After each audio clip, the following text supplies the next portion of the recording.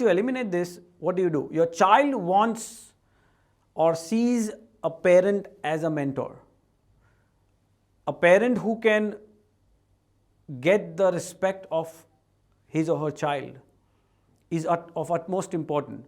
Because as a parent, you not only want to provide for your child, you not only want to just give love and care and support and education and food and clothes and shelter, but you also want to teach your child. You also want to prepare your child for life. So you want your child to look up to you, not negatively, of course, these 3 golden rules, make sure you implement, but also you want your child to talk to you, communicate to you, come to you for all his or her life challenges, and really take advice from you, so that you are, as a father or mother, the primary people who can influence your child. So in this video, what are those factors in which you can gain your child's attention, so that your child respects you as a mentor, so that your child comes to you for advice? The first thing is you have to show your child self-control. Self-control as in, you don't want to, in front of your child, you don't want to burst out in anger, or you don't want to start yelling or disrespecting either your spouse, or you might not do it with your child. That's fine, that's great.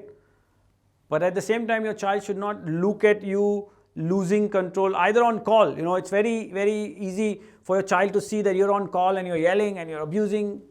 Again, you don't want to do that. You want to make sure that if your child is around, and basically just look at it as a trait in you, that I'm going to show self-control. I'm going to be calm in front of my child and in life, so that my child basically kind of can look up to me for support, for guidance, for any sort of trouble that your child is in. That's number 1.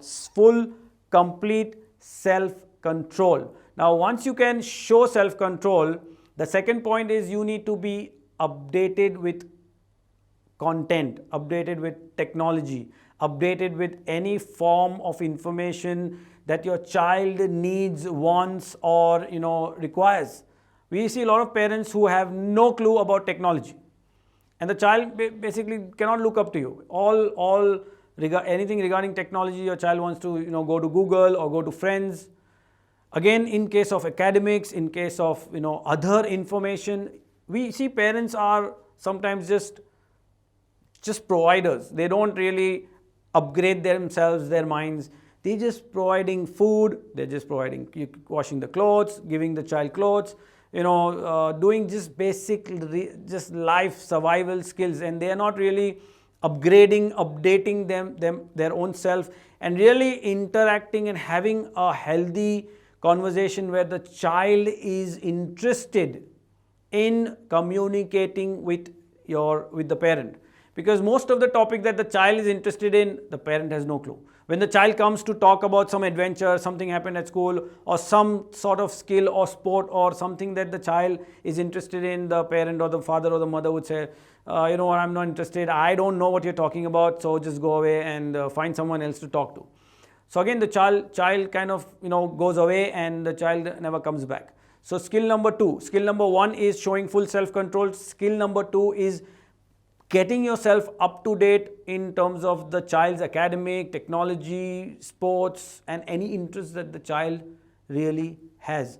My son, I have a son, and he is interested in reading books, basically kids' books, and whatever author that he kind of looks into, and I see he's interested in this author. So I kind of get in, what is the author? I want to read the book with him. I want to read a couple of books. So he knows that dad is interested, and he comes to me for more, asking for more education or any questions that he has. So I'm in sync with him. Now, of course, it takes time and a little effort to get updated. My daughter is very active in sports and stuff like that. So, I get interested. I ask her, how's it going? What are you doing? Talk about sports, talk about activities. So then the child gets interested in talking to you. That is number 2. And number 3 is the most important as a parent, because we are very used to yelling, screaming, abusing, and just doing routine stuff with our kids. So the kids never look up to you as mentors, teachers, or guide. Number 3, what you want to do is you really want to take time out and sit with your child, not with the regular conversations. You want to sit with your child. How's it going with school? How's it going with your friends? Are you really learning? What's new in your life? What are your current life challenges? Are you happy? Do you need something, right? What do you want to communicate? And this is something which I've seen with my kids is they have so much in them. But unless the parent goes and asks child, son, daughter, are you okay? Are you happy? Do you like school? Is there something that you want to tell me? Is there something you want to share? With mom, dad, is there something that you don't like in our relationship, or something that you would like us to change, or you want something to change in the house? That is the time where the gold comes out and they're like, dad or mom, these are the things which I would like both of you to do, or dad, I want you to do, or these are the things, I get really frustrated and upset when you do it. And he will come or she will come and open up and share. This is the information that you can take in and make corrections, and provide that sort of environment for growth for your child, so that he is happy to be with you, he's happy respecting you, he's looking up to you. You can understand his mindset, you're there in his world, and last but not least, you are asking him, when do you do this? Do it once a month. Once a month, just sit with both your child or 3 child, how many childs you have, and individually, not just abruptly. You're there, you've put your phone aside, and you're really there caring for your child, hugging the child, and really asking the child, how are you doing? Is everything good? Is there something you need to tell me? And it could be as young as 6, 7, or as old as a teen, or 20 years, or 21 years.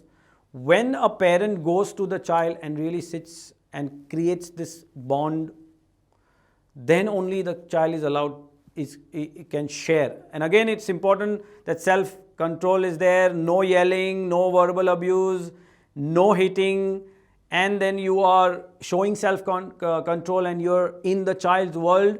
And then this is the last one where you can understand his pains, his upsets, his frustration, her challenges, and really kind of help them. As a parent is supposed to be there, always guiding, helping. You don't want your children to shut off. I get so many comments saying, my child doesn't talk to me, she shuts off, she's not ready to open up. And I say, because you're not following the 3 golden rules, and you're not following, you yourself are losing control, you're not competent enough. So the child doesn't trust you, the child doesn't want to talk to you. And whenever the child has spoken to you in the past, you probably have just started yelling and reacting and, abuse and all that. So again, they shut off. So I hope this video helps all of you parents to go to the next level and implement the next 3 things that you can immediately implement to get more bonding, more growth, and help your children be more alive and fearless. I hope this Monday you implement these techniques. Go ahead and immediately do it, but make sure you follow the 3 golden rules and then follow these 3 techniques to kind of bond with your children and help them be more alive and fearless and grow and be a better human being in their life. If you have any question, post it below the video. Subscribe to our channel. Give me a thumbs up if you like it. Share it with your family, other parents. If you have not subscribed to Mutsa, to our email list, head on to mutsabuddy.com and opt in for more free training resources and updates. Stay alive, stay fearless, dream big, stay strong, and I'll see you soon in the next Alive and Fearless Monday.